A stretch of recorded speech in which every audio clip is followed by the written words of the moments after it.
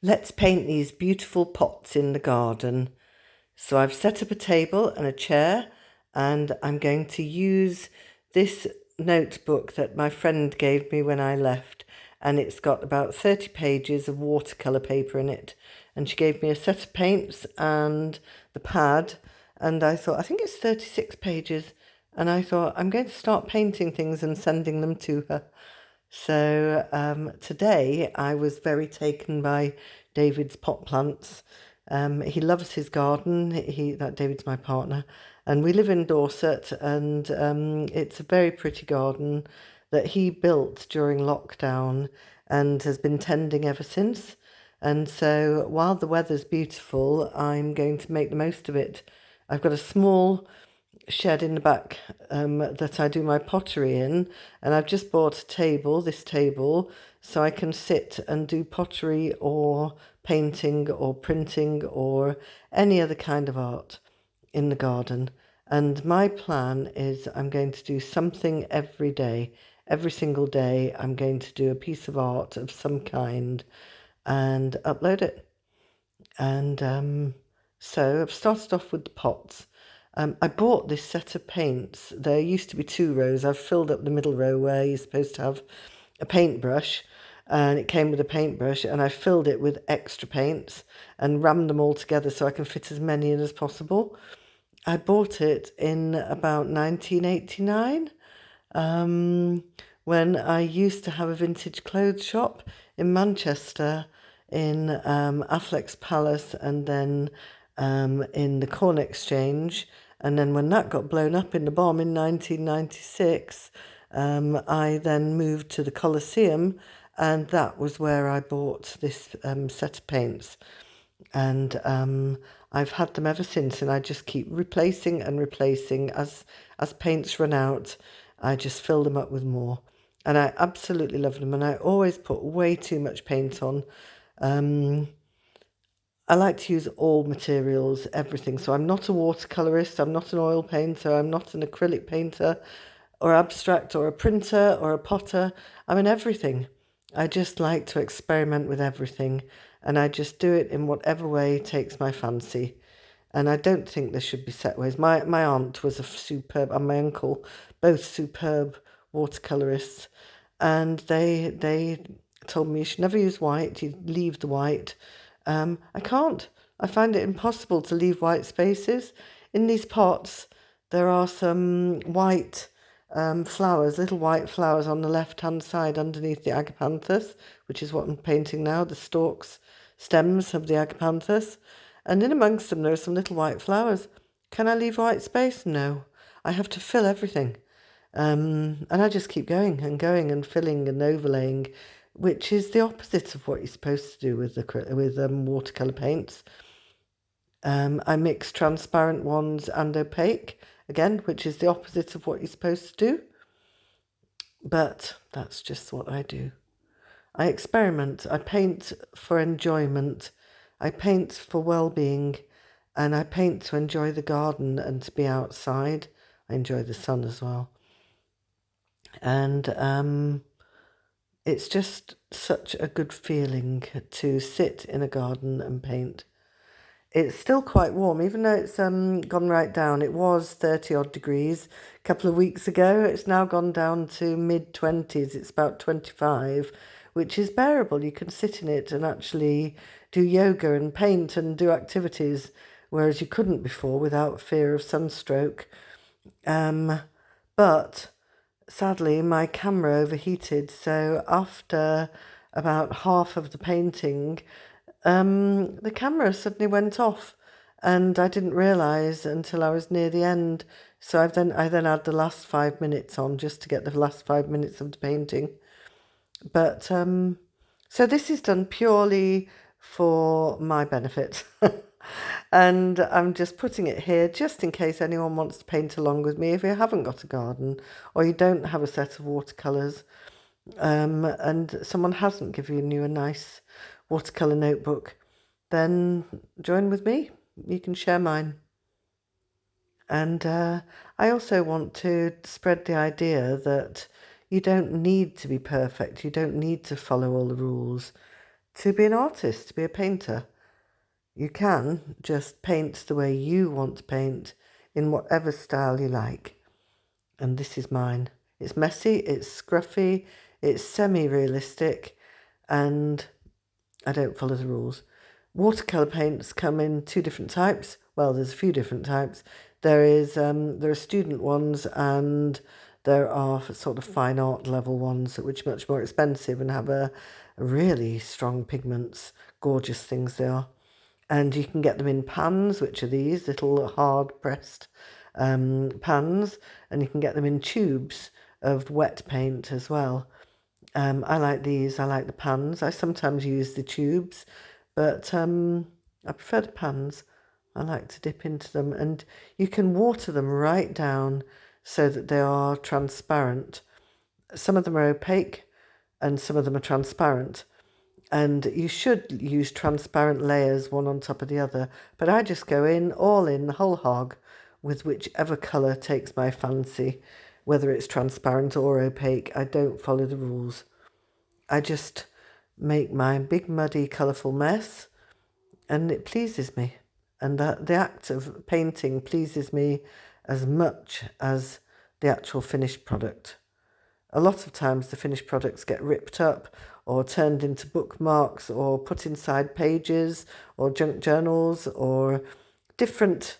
I just use them for different things, or I might send them to someone and write a letter on the back of it. So I see them as just a transient thing. It's not just a painting, it's a something. It might become a something else. It might become part of a collage or part of a bigger piece of painting. I might glue it onto something. So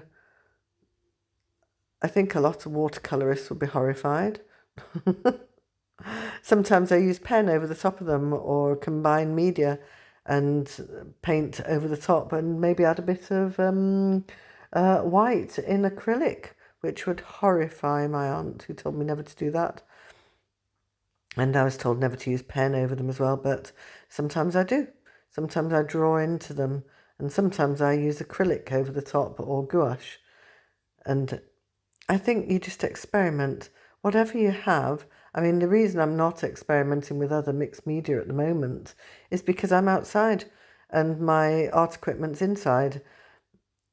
I've taken over the spare bedroom and filled one wall with one of those IKEA cabinets, absolutely filled with all sorts of different types of art equipment, which is why I never get good at one thing. I think it's difficult when you've got a brain like mine, which is probably a bit ADHD, and I just think, I want to try something else. Let's try something else. Try something else again. Let's go for something different. So today it's watercolour. Tomorrow I might be making pirate jackets. The day after I might be making ceramic fish, which is what I was doing last week. It's whatever takes my fancy, and I like that. And I like it when people come and join me and paint with me or make pottery with me. So those at the back are supposed to be some poppy heads, some brown drying out poppy heads. There were some at the very back in the middle, and there were some on the right hand side.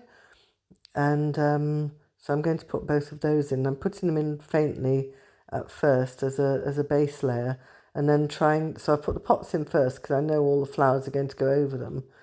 And I'm putting the poppies in first as a base layer, as a back layer, shall we say, and then I'm going to put other flowers over the top and leaves over the top. The way that I look at the pots, I can see different layers from some of the pots at the back to the middle to the front layers. A bit like those school photos when they line you up. And it's like the tall people at the back and the short people are made to sit cross-legged at the front. I don't know if they still do that, do they? And then the middle people are all just a range of people.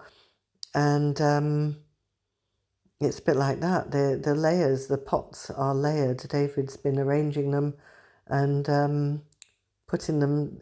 He takes a long time to think about exactly what goes into each pot and then which pot goes where, how they should be arranged in the garden. He's very meticulous about that.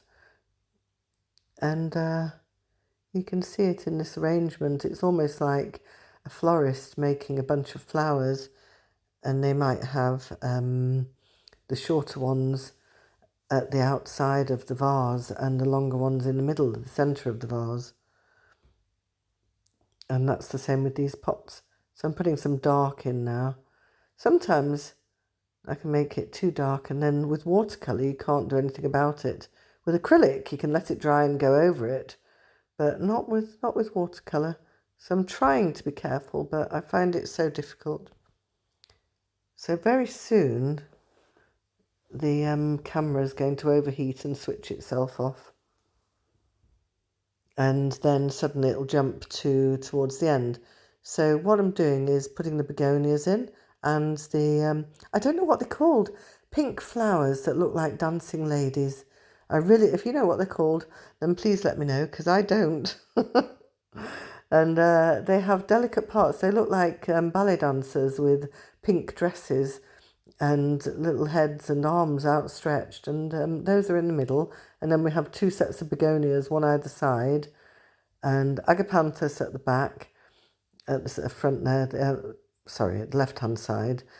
Poppies, they were glorious. They were big, stonking purple poppies, the opium poppies, and they were all over, but they've now turned into just poppy heads.